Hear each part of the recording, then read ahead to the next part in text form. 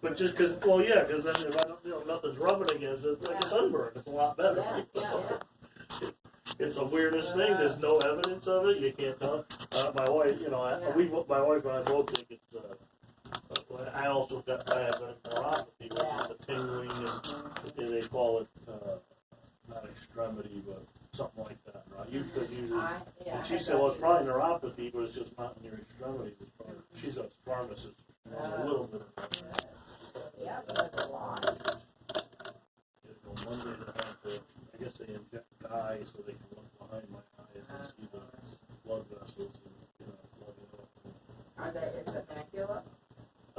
He said something about macular. Everything I looked at was retinopathy, so I don't know if those are the same thing. But, my main thing is it going to get any better, or is this it? Yeah, right. So I don't even want to contemplate it's going to get worse. That's not what Can they do anything?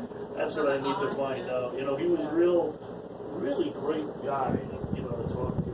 I tried to nail him down, when I got back in the car and started heading home, I was like,